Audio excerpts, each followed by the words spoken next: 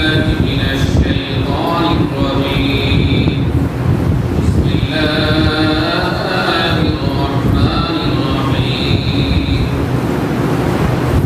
ذلك بأن الله هو الحق وأن ما يدعون من دونه الباطل وقال الله تعالى في كلامه المجيد وفرقانه الحميد أعوذ بالله من الشيطان الرجيم والذين اتخذوا من دونه أولياء ما نعبدهم إلا ليقربونا إلى الله زلفى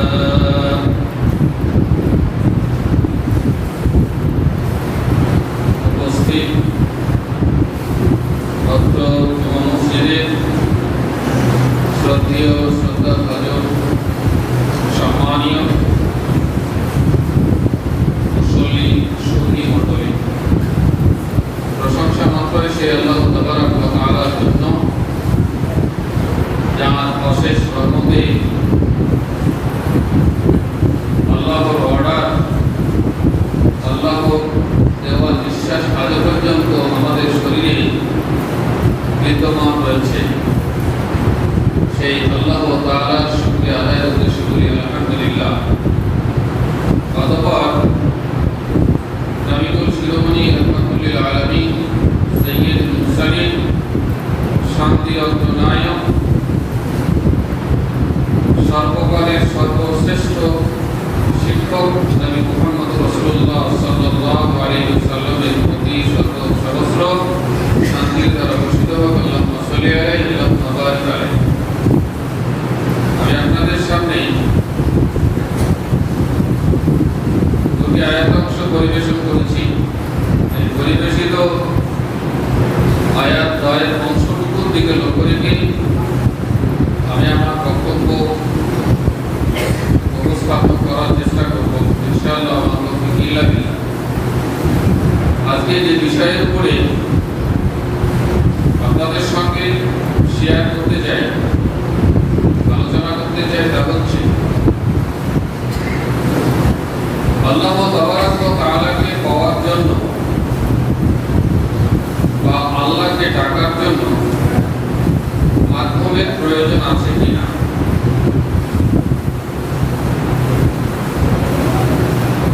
প্রথমে আমি শুরু করব কালেমা তাইয়্যিবা বা কালেমা তাওহীদের প্রথম অংশ দিয়ে।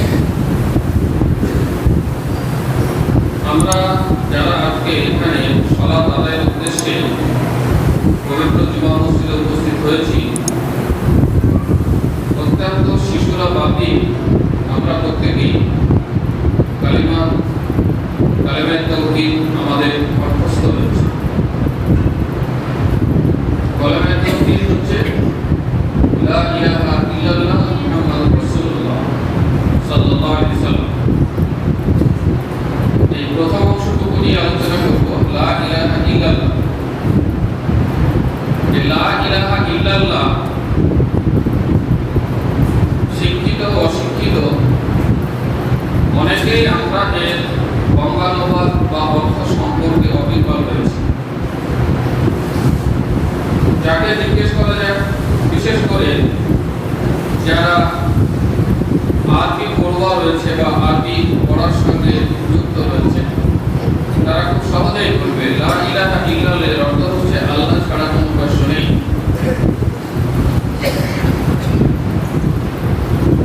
কিন্তু আরবি ব্যাকরণ বলে লা ইলাহা ইল্লাল্লাহ এর অর্থ হচ্ছে লা মা'বুদা বিহাক্কিন ইল্লাল্লাহ,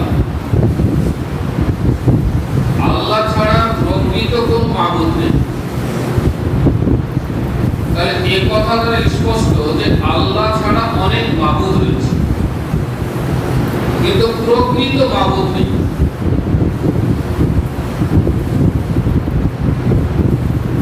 2.5 লক্ষ 3 লক্ষ টাকা খরচ করে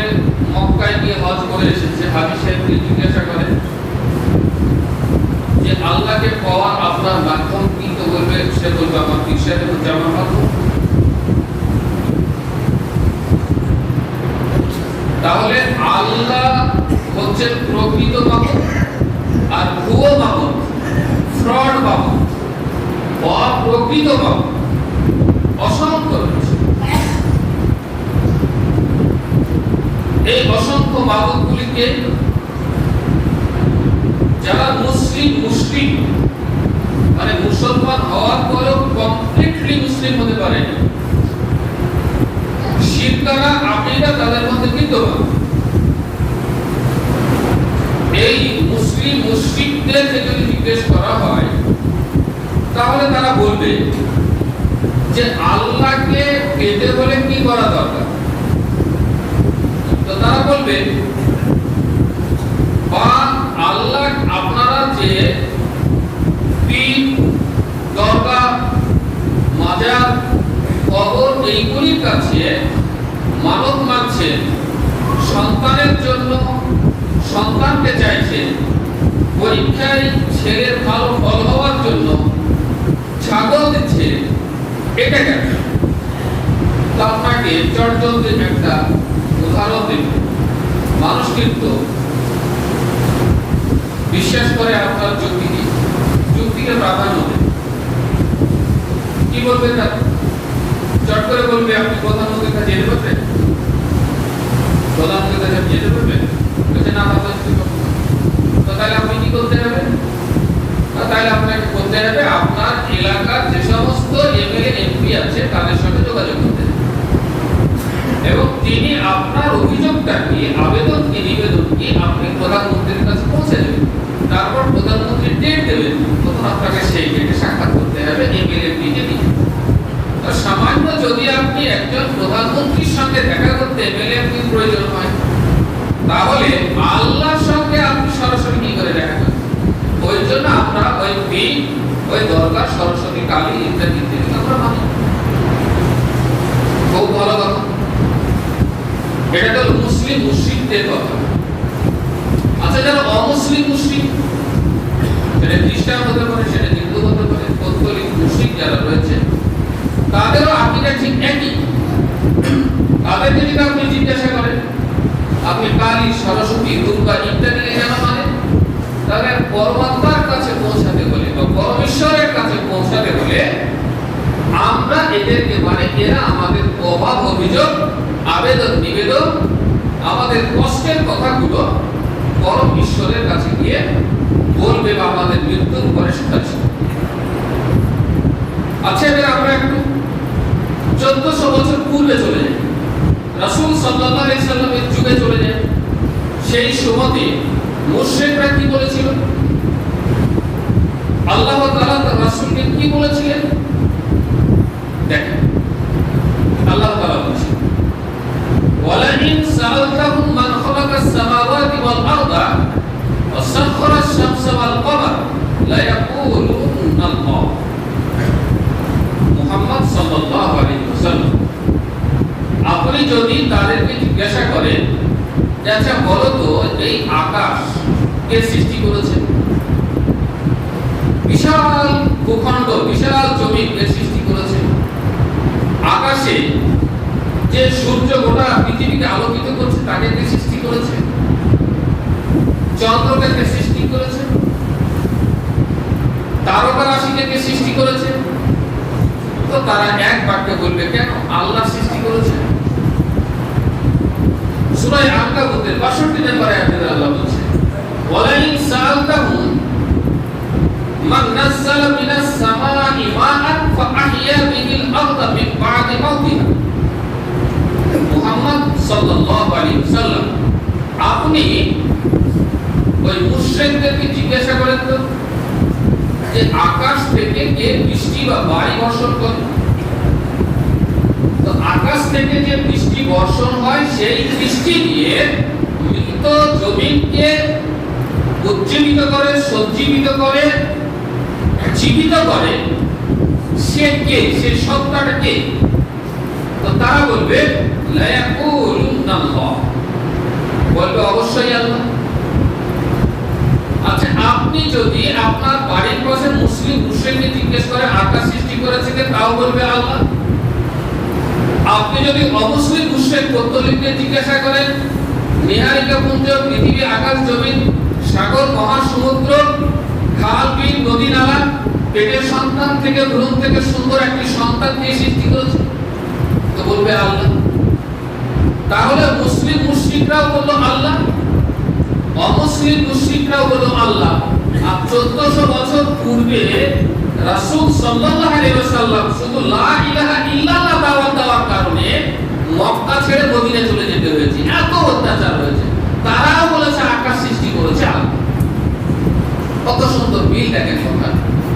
মুসলিম মুশরিকদের যে কথা, অমুসলিম পত্তলিকদের সে একই কথা। 1400 বছর পূর্বে মুশরিক যারা ছিল তাদের কথা সেম কথা, একদম মিলে গেল। এবার ওরা কি বলল? আল্লাহকে পাওয়ার জন্য আমরা পিন করেছি। এরা বলল জগৎধাত্রীকে ধরেছে আল্লাহকে পাওয়ার জন্য। আল্লাহ রাসূল সাল্লাল্লাহু আলাইহি ওয়াসাল্লামের উপরে কোরআনের আয়াত অবতীর্ণ করে সেই যুগের মুশরিকরা একই কথা বলেছিল, সেটা আল্লাহ কোরআনে বলছে। সূরা জুমার আয়াত নাম্বার 3 আপনারা খুলে দেখুন। মা না'বুদুহুম ইল্লা লিয়ুকাররিবুনা ইলাল্লাহি যুলফা। তারা বলেছিল যে আমরা অন্যান্য দেবদেবী লাত, মানাত, উজ্জা, কাবা শরীফের ভিতরে 360টি মাবুদকে রেখে যে আমরা উপাসনা করছি, এইগুলোকে আমরা এই জন্য উপাসনা করি যে ইল্লা লিয়ুকাররিবুনা ইলাল্লাহি যুলফা, আমাদেরকে আল্লাহর নিকটবর্তী করে দেবে। আল্লাহকে বলবে কি? এরা হচ্ছে আমার পূজা করেছে, আল্লাহ তুমি এদের ক্ষমা করে দাও। তাহলে এরা কি বললো? আপনার বাড়ির পাশে যে মুসলিম মুশরিক আছে তারাও কি বললো? প্রধানমন্ত্রীকে পেলে কার দরকার? MLA, MP. এরা কি বললো? অমুসলিম মুশরিকরা পরমেশ্বরকে পেতে হলে পরে জগৎধাত্রীকে মানতে হবে। 1400 বছর পূর্বের মুশরিকরা কি বললো? আল্লাহর কাছে যেতে হলে লাত, মানাত, উজ্জাকে মানতে হবে। কত সুন্দর মিল দেখেন। সূরা ইউনূস আয়াত নাম্বার 18 আল্লাহ তাআলা বলছে, তারা যা বলেছে সেই কথা আল্লাহ নকল করেছে। আল্লাহ বলছে তাদের মনের কথাটা আল্লাহ উল্লেখ করেছে। ইয়াবুদুনা মিন দুনিল্লাহি মা লা ইয়াদুরুহুম ওয়া লা ইয়ানফাউহুম। বলছে ওরা যে উপাসনা করে, ওরা যে পূজা অর্চনা করে আল্লাহ ব্যতীত অন্য সত্তা, এই ফ্রড মাবুদের, ভুয়ো মাবুদের, অপ্রকৃত মাবুদের, এরা কি করে এই মাবুদগুলো বা এই উপাস্যগুলো বা এই ঈশ্বরগুলো কি করতে পারবে না? তাদের কানাকড়ি একদিন উপকার করতে পারবে না, একদিন ক্ষতিও করতে পারবে না। এই ইতিহাস আপনাদের জানা আছে। হযরত ইব্রাহিম আলাইহিস সালাতু ওয়া তাসলিম যখন কোথায় গেলেন? ধর্ম প্রচার শুরু করলেন, মূর্তির বিরুদ্ধে কথা বলতে শুরু করলেন। তখন তারা বলল, তারা একটা মেলা করলো, সেই মেলাতে বললো ইব্রাহিম চলো আমরা মেলাটা ফিরে আসি। তিনি বললেন না, আমি অসুস্থ, মনের দিক থেকে অসুস্থ, আমি যাবো না, তোমরা যাবো। তাদের যে বুত গাছ ছিল যেটা করে তারা পূজা অর্চনা করতো সেই মাবুদের, ফ্রড মাবুদের, সেই জায়গাতে তিনি প্রবেশ করলেন।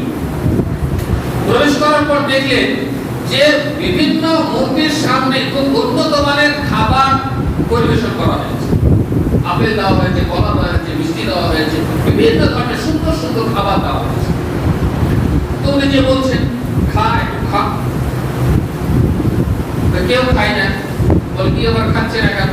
আবার কারো গায়ে দেখছে মাছি বসে, তো মাছি তাড়ানোর ক্ষমতা নেই। উনি রাগ করে একটা কুড়ালে নিয়ে এসে দিলেন, ভাড়া হয়ে গিয়ে মই চুর করে দিলেন, ভেঙে চুরমার করে দিলেন। ওদের কোনোই ক্ষমতা নাই, খেতে পাচ্ছিস না, গায়ে একটা মাছি বসেছে, তাও তাড়াবার ঢং নেই। তোকে ঈশ্বর বলে মানে তো চামড়া নিয়ে চুরমার করে দিয়ে ভগৎ যে ছিল সবচেয়ে বড় মূর্তি, তার গলায় কেটে চলে আসবে। এই কথা আপনাদের জানা আছে। আল্লাহ ওই কথাটাই বললেন সূরা ইউনূসের 18 নম্বর আয়াতে, ইয়াবুদুনা মিন দুনিল্লাহি মা লা ইয়াদুরুহুম ওয়া লা ইয়ানফাউহুম। এমন সত্তার তারা পূজা অর্চনা করে যে সত্তা তাদের কোনো কানাকড়ি উপকার করতে পারে না, তাদের কোনো ক্ষতিও করতে পারে না।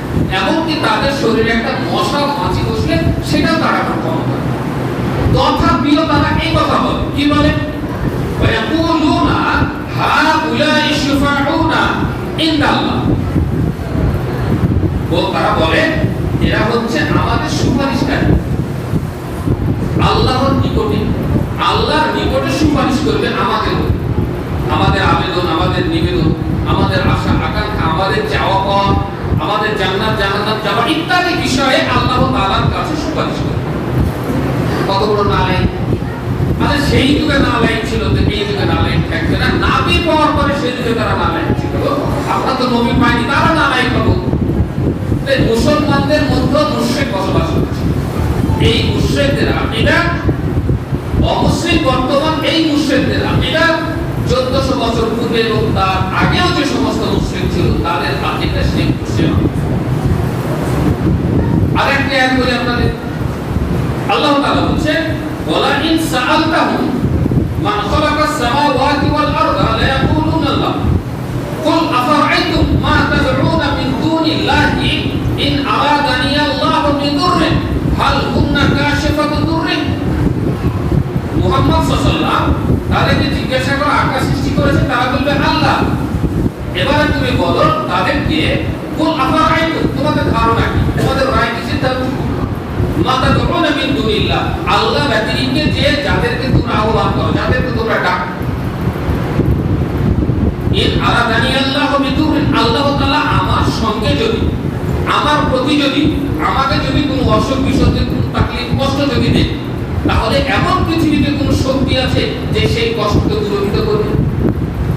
আও আরাদানি বিরহমাতিক, অথবা যদি আল্লাহ তাআলা আমার প্রতি রহমত করেন, তাহলে হাল হুন্না মুমসিকাতু রাহমাতি, তো আল্লাহ সেই রহমতকে প্রতিরোধ করবে বা বাধা সৃষ্টি করবে?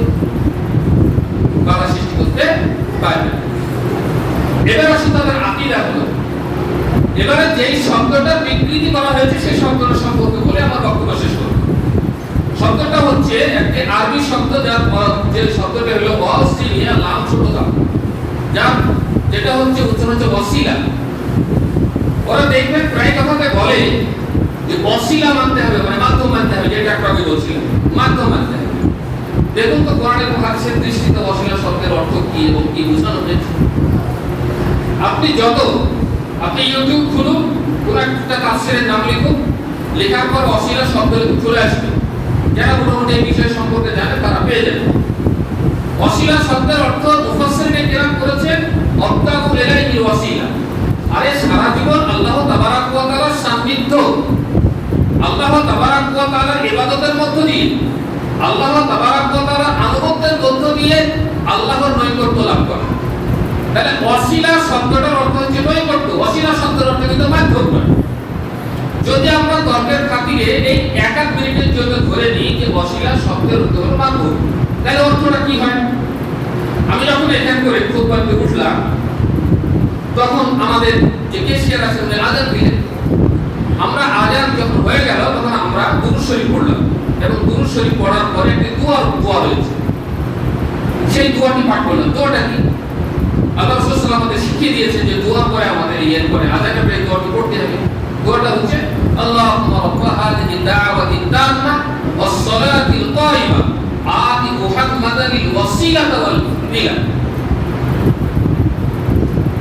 অর্থটা কি হলো? আগেরটা ছেড়ে দিলাম, সময় শেষ, আমি যে অংশটুকু সম্পর্কে সেটা বলি।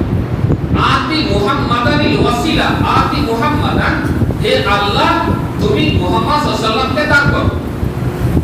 আর ওয়াসিলা, তাহলে ওয়াসিলা শব্দের যদি অর্থ হয় মাধ্যম, তাহলে আমরা প্রতি 5 ওয়াক্ত নামাজে 365 দিন 24 ঘন্টায় প্রতিদিন আমরা এই দোয়া আল্লাহর রাসূলের জন্য করছি যে আল্লাহ মুহাম্মদ সাল্লাল্লাহু আলাইহি ওয়াসাল্লামকে একটা পীর দান করো, একটা এমপি দাও, আল্লাহ প্রধানমন্ত্রী কি করে দেখা করবে, আল্লাহর কাছে গেলে মুহাম্মদ কি করে যাবে, তার জন্য লাখ মারা দুজা দাও, একটা খানকা কবর, একটা মাজার দাও। কত আইনা যদি মাধ্যম হয় শব্দের অর্থ, তাহলে এই অর্থ করতে হয় আমাদেরকে। কিন্তু আল্লাহ রাসূল সাল্লাল্লাহু আলাইহি ওয়াসাল্লাম শিখিয়ে দিলেন এর অর্থ হচ্ছে আতি মুহাম্মাদানিল ওয়াসিলাতা ওয়াল ফাদিলা, হে আল্লাহ তুমি মুহাম্মদ সাল্লাল্লাহু আলাইহি ওয়াসাল্লামকে তোমার নৈকট্য দান করো এবং তুমি সম্মান দাও। কি সুন্দর অর্থ! আর এই পীর শব্দটা শুনে রাখতে ভালো। এই পীর শব্দটা হচ্ছে একটা ফার্সি শব্দ। এই পীর শব্দটা প্রতিশব্দ বা বাংলা অনুবাদ করলে হয় বয়স্ক বা বৃদ্ধ ব্যক্তিদের বোঝানো। আচ্ছা, তাহলে এর একটা প্রতিশব্দ হবে ইংরেজি, তার প্রতিশব্দ হবে ইংলিশ, তার প্রতিশব্দ হবে আরবি। তাহলে পীর প্রতিশব্দের বাংলা যদি বয়স্ক হয়, তাহলে এই বয়স্ক শব্দের আরবি শব্দ কি? এর আরবি শব্দ হচ্ছে শায়েখ। সম্মানীয় যারা বৃদ্ধ ব্যক্তি তারাকেও আমরা শায়েখ বলি। শায়েখ মানে হচ্ছে বৃদ্ধ ব্যক্তি। তাহলে পীর মানে মাধ্যম নয়। এবার আপনি পার্সি ডিকশনারি করুন, পীর কাকে বলা হয়? আরে পীর বলা হয় গোদা বাংলাতে যে মদ বিক্রি করে সেই মদের দোকানদারকে পীর বলে। একবার গোদা বাংলা যে মদ বিক্রি করে সেই মদ বিক্রেতাকে বলা হয় পীর। এটা হচ্ছে পার্সি ডিকশনারি অনুযায়ী। আরো একটা অর্থে ব্যবহার করে থাকে তারা যারা আগুনের পুজো পাঠ করে, সেই অগ্নি পূজারীদের পুরোহিতকেও বলা হয় পীর। তাহলে একটি আরবি শব্দের একটা সুন্দর অর্থ ছিল, তার বিকৃতি করলো এবং তার বিকৃতি করার পরে আল্লাহ তাবারাক ওয়া তাআলার সঙ্গে লিজুর লাগিয়ে দিল। এবার আমি শেষ অংশের দিকে আসছি। আচ্ছা, আল্লাহকে পেতে হলে তারা তো বলছে মাধ্যমের প্রয়োজন, আমরা বলছি না মাধ্যমের প্রয়োজন নাই। এর সমর্থনের পক্ষে বা বিপক্ষে কি বলছে আল্লাহ তাআলা? বলছেন সূরা বাকারাতে, ইযা সাআলাকা ইবাদি আন্নি ফাইন্নী কারীব উজিবু দাওয়াতা দাঈ ইযা দাআন ফালইস্তাজিবু লি ওয়াল ইউমিনু বি লাআল্লাহুম ইয়ারশুদুন। কি বললেন?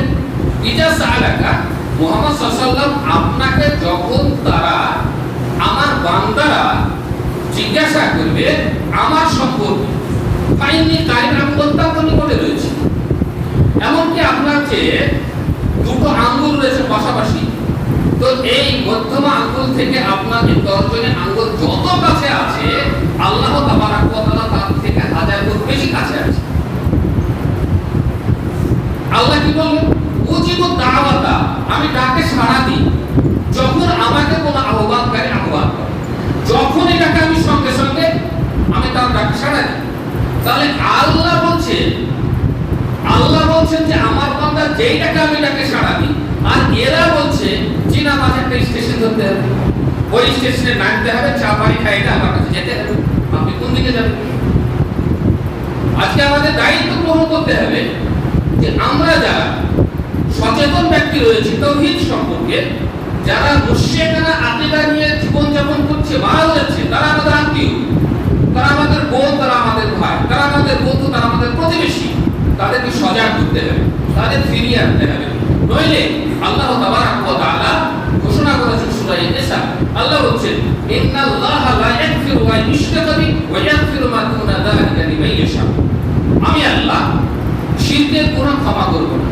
শিরক বাদ দিয়ে যত ধরনের গুনাহ রয়েছে আমি আল্লাহ ইচ্ছা করলে সমস্ত গুনাহ ক্ষমা করে দেব। তাহলে হাদিসে এসেছে আল্লাহ সাল্লাল্লাহু আলাইহি ওয়াসাল্লাম বলেন, কেউ যদি পাহাড় পর্বত সমান, কেউ যদি আকাশ সমান, কেউ যদি সাগরের ঢাক সমান গুনাহ নিয়ে কিয়ামতের মাঠে উপস্থিত হয়, কিন্তু সে আল্লাহর সঙ্গে শিরক করে নাই, আমি আল্লাহ তার জীবনের সব গুনাহকে ক্ষমা করে দেব।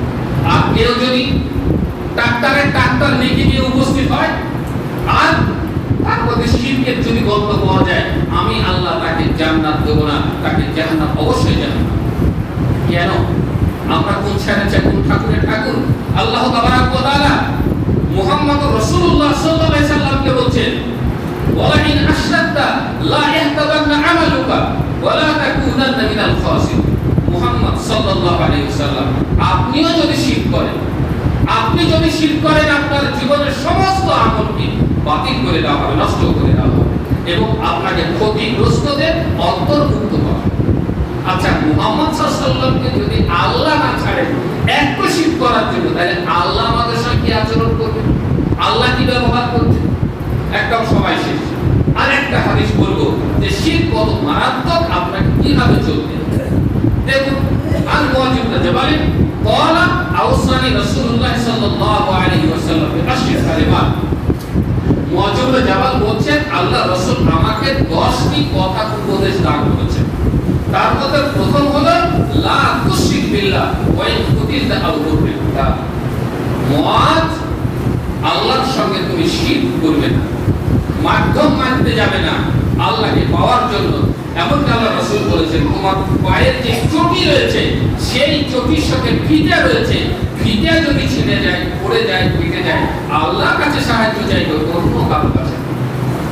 মুহাম্মদ সাল্লাল্লাহু আলাইহি ওয়াসাল্লাম বললেন, মুআজ, তোমাকে যদি পুড়িয়ে দেওয়া হয় যে তোমাকে আমার কালের নামে একটা মাছি উৎসর্গ করতে হবে, তুমি করবে না। তুমি দেখতে পাচ্ছ আমাকে হত্যা করা হবে, তুমি হত্যা হয়ে যেও। তুমি দেখতে পাচ্ছ এখনই তোমাকে জ্বলন্ত আগুনের মধ্যে নিক্ষেপ করা হবে, তুমি সেটাকেও মেনে নিও। আল্লাহর সঙ্গে শিরক করো। আল্লাহর সঙ্গে শিরক করলে আল্লাহকে অবমাননা করা হয়। আপনি সন্তান জন্ম দিলেন আর আপনার সন্তান বলছে এটা আমার বাপ না, ওই মাঠের দিকে একটা ছাগল চড়াচ্ছে আমার বাপ, আপনি ক্ষমা করবেন? আপনি মানুষকে যদি ক্ষমা না করেন তো আল্লাহ কেন ক্ষমা করবে আপনাকে?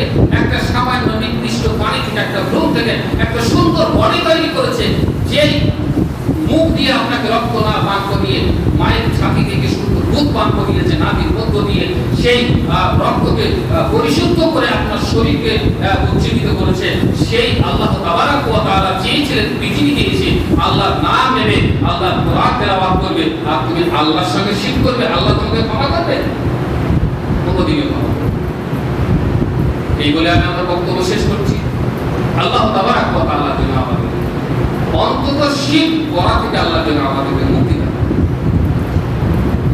আল্লাহ তাবারাক ওয়া তাআলা যেন তার কোরআন এবং হাদিসের উপরে যথাযথভাবে চলার তৌফিক দান। ربنا تقبل دعاءنا ربنا تقبل منا انك انت السميع العليم وتب علينا انك انت التواب الرحيم سبحان ربك رب العزه عما يصفون